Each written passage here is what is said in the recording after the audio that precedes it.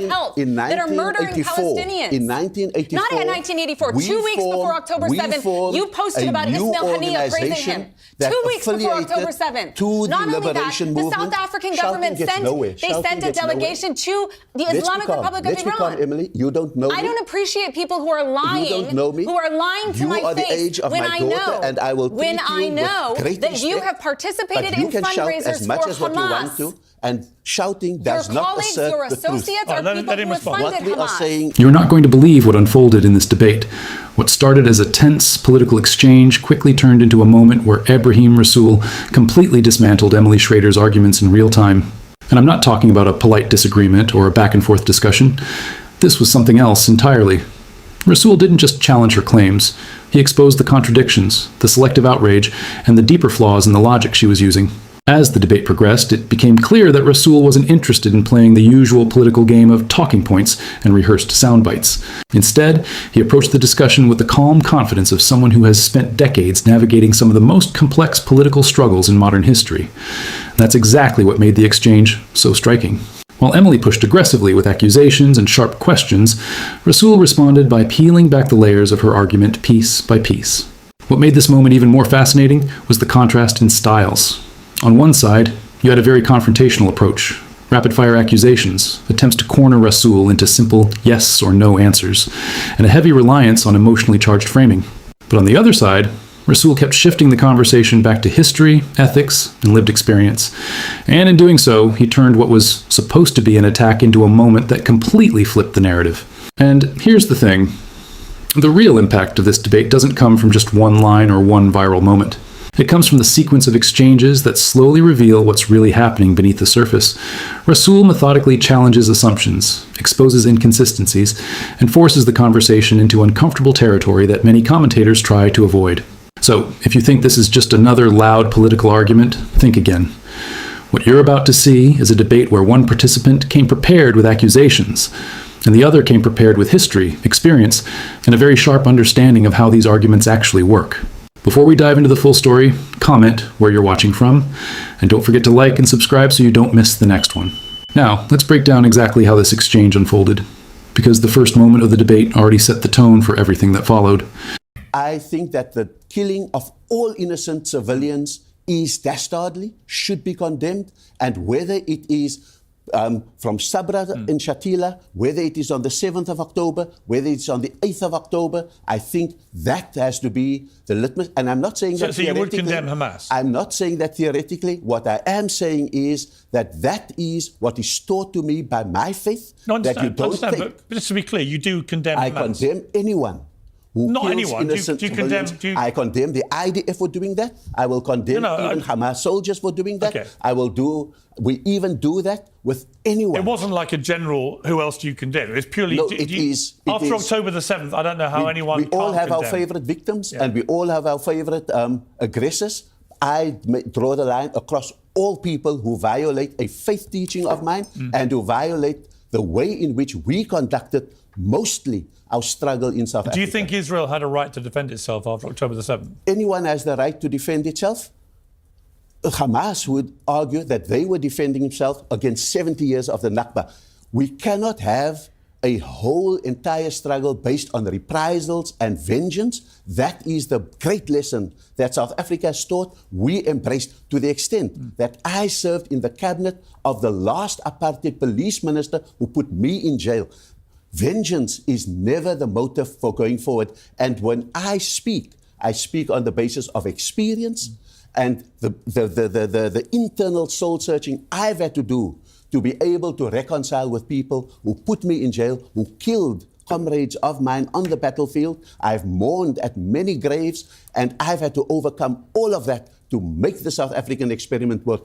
So when we spoke to our white community, everyone applauded. When we speak to other aggressors in the world and say there is a better way, everyone says, how can you associate with him? Why is it acceptable and laudable that we speak to our white oppressors and come to common terms, but you can speak to no one else to share the South African example? But to avoid any ambiguity, when it comes to what Hamas did on October the 7th, you wouldn't argue that was self-defense or justified in any way? I think that in the same way that a Nelson Mandela, right up till his 90th birthday in the USA, was on a terrorist list until he was taken off. You're not really comparing Mandela to Hamas, surely. I am saying that anyone who fights for freedom always believes that it has a moral right. Massacring people on a Jewish holiday inside of their homes is fighting for freedom? Anyone who opposes that Can freedom you just answer the feels question? that they have the right to be able to condemn things. So what I am saying is that I'm stunned you've evoked the name of Nelson Mandela. Nelson Mandela, when I ask you about what Hamas did. Nelson Mandela is the litmus test of how long it takes a Western community to take a man off a terrorist list. But what we saw after just to be condemning clear, him. though, what we saw on October the 7th was not freedom fighting. It was a grotesque act of mass terrorism. And that's what I'm saying, that all such loss of innocent lives must be condemned. But why can't you just condemn it on his own? Why invoke Mandela's name? No, because I'm saying that the same reasoning that Emily brings to it, that those are terrorists and the IDF must have a... Not only are they terrorists, they're terrorists. Emily, you're responsible. You have decades of supporting. You have decades of involvement with. You are a known Muslim Brotherhood affiliate. You have participated in fundraisers that went directly to the Hamas-run Ministry of Health that are murdering Palestinians. In 1984... Not in 1984. 2 weeks before October 7th, you posted about Ismail Haniyeh praising him. 2 weeks before October 7th. Not only that, the South African government sent a delegation to the Islamic Republic of Iran. Let's be calm, Emily. You don't know me. I don't appreciate people who are lying. You don't know me. Who are lying to my face. You are the age of my daughter, and I will treat you with great that respect, you have participated in you can shout fundraisers as much for as what you want Hamas. to, and shouting does Your not colleagues, assert your the associates truth. are people who have funded What we Hamas. are saying is that I had, in 1984 already, seen the limitations of an Islamist viewpoint. We formed our own organization, the Call of Islam. We affiliated to the Liberation Movement, the United Democratic Front, and to Archbishop Desmond Tutu's interfaith movement. And that is the way in which we have carved out a democratic Islam. That's how we participated in the struggle and in the transition. Categorically false. And so you are speaking to a stereotype, and I know that's very No, I'm not. I'm speaking about your statements in recent years on your social media. That you openly praised Qaradawi recently.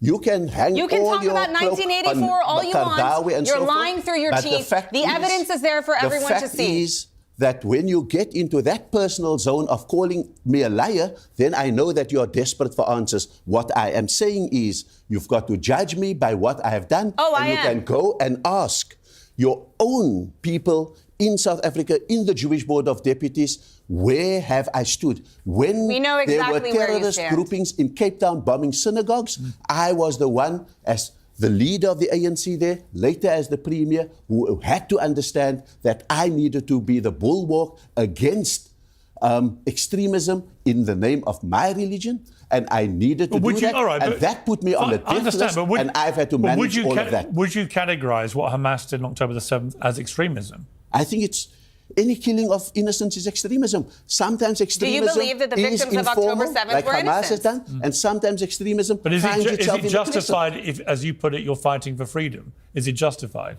I think that there must be limits on the methodology of fighting for freedom, but there is no limits on the legitimacy for fighting for freedom and against occupation. But then you're implying that what they did was legitimate. I'm saying that in everyone who fights for freedom will justify. We've had many trends. But there was nothing legitimate about what Hamas did that day. And there's nothing legitimate about what happened from October the 8th onwards. You have said it yourself. Yes, it's unconscionable. Yes, but it's unacceptable. Yes, I know, Starvation is a weapon of war. Here's the difference. I am completely unambiguous when it comes to what Hamas did and what that made them. In that moment, they identified themselves as a terrorist organisation. That the innocent lives lost on October the 7th is unconscionable, Are they terrorists, unacceptable. Hamas? They are extreme. Are they terrorists? In the same way Are they terrorists? that I would say that you cannot have an elected government simply being called a terrorist government. And the same way they murdered that I don't 1,200 use people, kidnapped 250 There's 60,000 people murdered. Yeah. and starve to death. As you know, as he referenced, I have been very critical. We can't have a moral I've been very equivalence. critical about the proportionality of Israel's response. However, I've never questioned their right to defend themselves. You see, and I've always been unequivocal that Hamas let me tell you are a that terror when group. South Africa launched its case against Israel in the ICJ for genocide, we did not use our own imagination of what is a genocide. We used the kind of work that the definition of genocide that was done after World War II and beautifully How many countries? accurately. Let me ask you a question. This is the moment where the debate really exposes the deeper difference between the two arguments. When Rasool references Nelson Mandela and the anti-apartheid struggle, he isn't trying to excuse violence. He's pointing out a historical reality that many people forget. For years, even Western governments labeled parts of the anti-apartheid movement as illegitimate before eventually recognizing the justice behind that struggle. His point is simple but powerful. Moral legitimacy in political conflicts is often judged through the lens of politics and time. And that's the nuance he's trying to bring into the conversation. But instead of engaging with that complexity, Emily repeatedly tries to force the debate into a simple binary. Either condemn one side completely or be accused of defending them. Rasool refuses to fall into that trap. He draws a clear distinction between two things: the legitimacy of a struggle against oppression and the methods used in that struggle. For him, those methods must always have limits. He states clearly that the killing of innocent civilians is unacceptable no matter who commits it. At the same time, he argues that acknowledging those limits should not erase the broader political context behind long conflicts. What makes his response stand out is that he speaks from experience. Having lived through the South African liberation struggle, he understands the complexities of resistance, extremism, and reconciliation in ways that go beyond simple talking points. And that experience shows, instead of relying on accusations or slogans, Rasool focuses on moral consistency and historical perspective. He demonstrates that serious political discussions require the ability to hold multiple truths at once, condemning violence while still examining the deeper realities behind it. By the end of the exchange, it's clear that Rasool isn't just responding to an argument. He's challenging a style of debate that depends on oversimplification. And that's exactly why his response lands with such impact. Thanks for watching.